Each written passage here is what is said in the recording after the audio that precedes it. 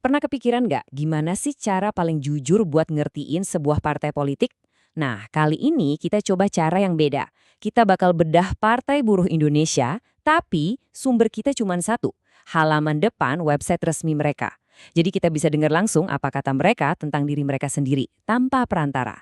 Otentik banget kan? Oke, jadi begitu kita buka situsnya, yang pertama kali muncul tuh kutipan ini.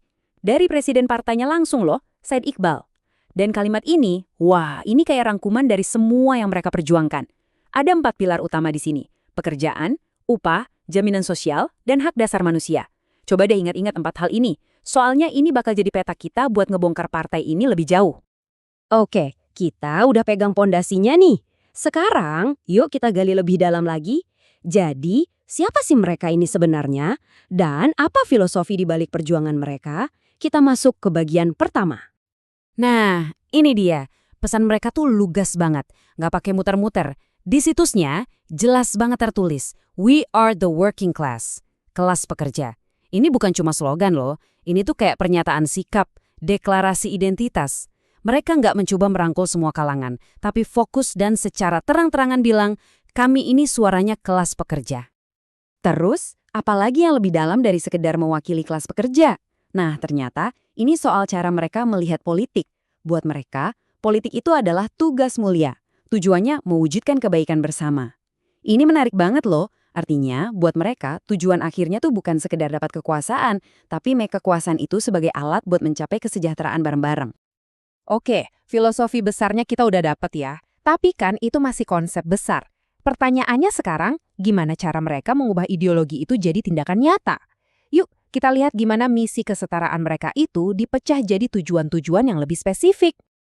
Dan disinilah kita balik lagi ke kutipan Presiden Said Iqbal yang kita lihat di awal tadi. Keempat tujuan inti ini, inilah pilar dari semua yang mereka lakukan. Pekerjaan, upah yang layak, jaminan sosial sebagai jaring pengaman kalau ada apa-apa, dan tentunya hak asasi manusia.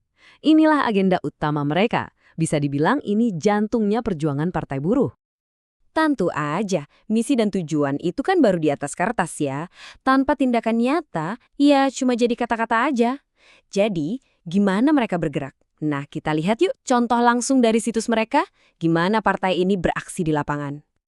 Nah, ini dia contoh nyata aksi mereka. Coba deh perhatiin tanggalnya. Keren banget, semuanya terjadi di hari yang sama, 27 Juni 2022. Jadi dalam satu hari, mereka ngelakuin 2 hal besar. Pertama, kampanye global bareng ITUC. Kedua, langsung tempuh jalur hukum, ngajuin gugatan sama judicial review buat UU PPP. Ini nunjukin strategi mereka yang main di 2 kaki. Ada tekanan dari luar lewat panggung internasional, sekaligus perlawanan dari dalam lewat sistem hukum. Menarik kan? Oke, terakhir nih. Setelah kita ngeliat siapa mereka, apa filosofinya, dan apa aja aksi mereka, pertanyaan selanjutnya pasti, terus gimana caranya kalau mau ikutan? Nah, website mereka ternyata juga ngasih jalur yang jelas banget buat siapa aja yang mau terlibat. Caranya juga simple dan to the point. Ada 3 pilihan utama yang mereka kasih. Pertama, ya daftar jadi anggota. Kedua, kalau mau dukung tapi nggak jadi anggota, bisa lewat donasi. Dan ketiga, buat yang udah jadi anggota, ada fitur buat ngecek kartu tanda anggota atau KTA. Jadi ini cara-cara konkret yang mereka tawarkan buat siapapun yang mau jadi bagian dari basis dukungan mereka. Jadi apa nih yang bisa kita simpulkan dari penelusuran singkat di halaman depan website mereka?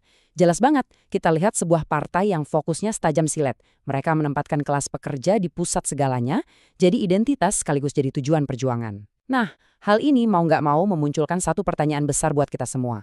Kalau ada sebuah partai politik yang dengan sadar memilih untuk fokus mewakili satu segmen masyarakat aja, kira-kira tantangan dan peluang apa ya yang bakal muncul buat masa depan politik kita?